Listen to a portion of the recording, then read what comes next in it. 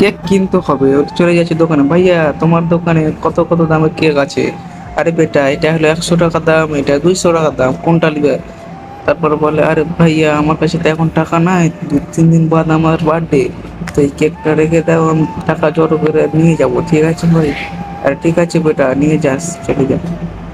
আরে বোন তাড়াতাড়ি কাজ কর ভাই, এই যে রে ভাই, মাথার হেলমেট লেগে, তাড়াতাড়ি কাজ কর, আমাকে ফের আবার কেক নিতে হবে। ঠিক আছে বোন, তাড়াতাড়ি কর।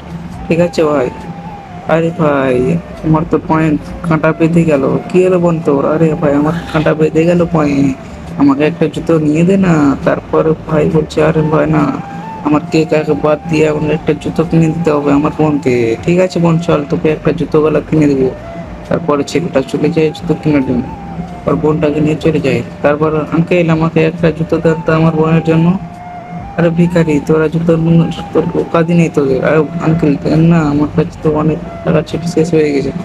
আঙ্কেল এই কেকটা দেন আমাকে, আমার টাকা জড়ো হয়ে গেছে। ঠিক আছে বেটা, আমার বোনের জন্য তো কেক জুতো নিয়ে যেলাম, ওই জন্য আমার কাছে টাকা নেই, 5 টাকাই আছে, তো কি দিতে পারলে দাও।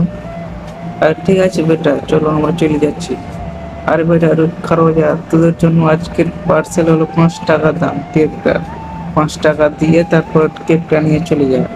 এই যে এই লোকটা তো 5 টাকা তো ওই ছেলেগুলোকে দিয়ে দেয়, তারপর চলে যায়। আরে ভাই ঠিক আছে আঙ্কেল, আমার ভিডিওটা ভালো লাগলে চ্যানেলটা